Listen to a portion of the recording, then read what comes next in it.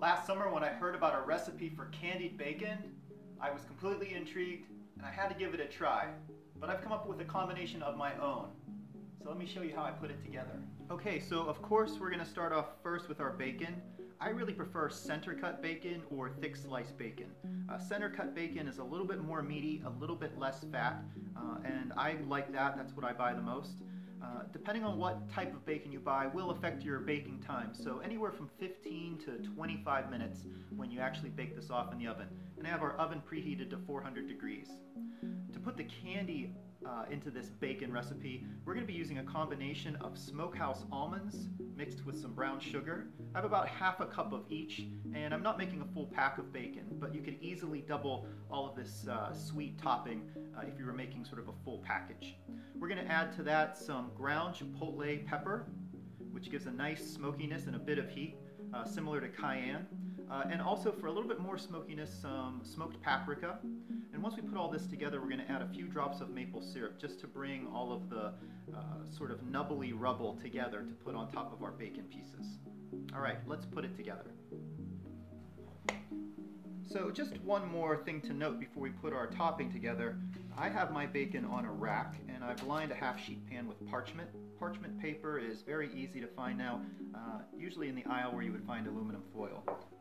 Alright, so I'm going to start out first by just coarsely chopping our Smokehouse almonds, and just be prepared that the almonds tend to want to fly everywhere. It's just the nature of it. But I wouldn't do it in a processor because that makes them a little bit too like mush.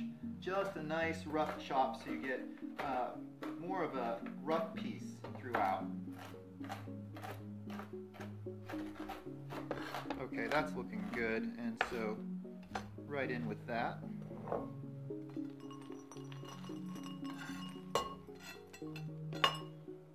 Okay, awfully crumbly, and we're just going to add the brown sugar. Again, so about equal parts of each. About a half cup of almonds and a half cup of brown sugar. And again, it's going to be very rubbly, and then we're going to take it to almost a wet sand consistency in just a second here. So let's do a couple more spices. I like this smoked chipotle pepper because it adds another note of heat and smoke, and about a quarter teaspoon or however much heat you like, and then another quarter teaspoon or so of smoked Spanish paprika. Again, it just echoes the smoke that we already have in our bacon. And I'm just going to toss that in. Just a pinch of salt because the bacon is already salty, so we just want a little bit of salt in our topping, but really not too much.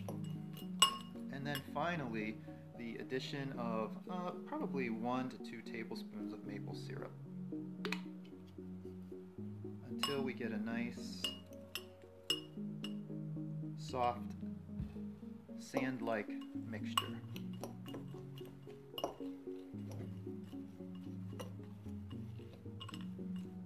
Okay, maybe just a little bit more.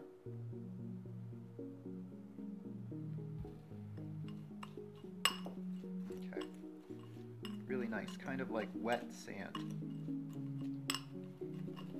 Alright, that's looking like a nice sandy rubble. I think we're there.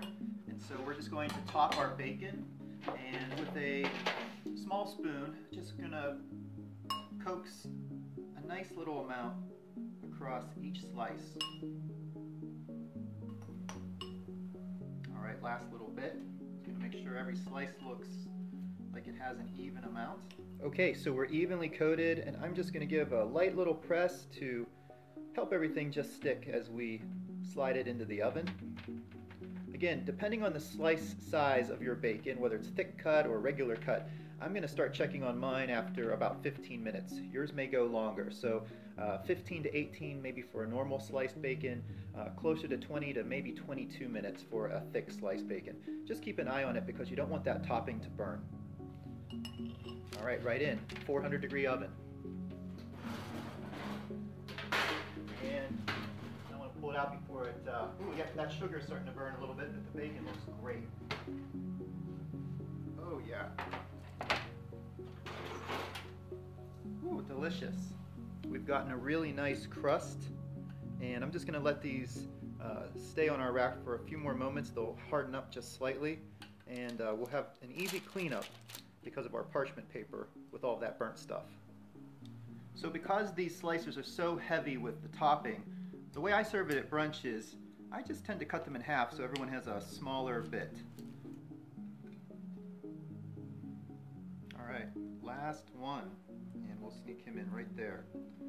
Delicious candied bacon. Candied bacon, a great treat for brunch. I hope you enjoy. I know I will.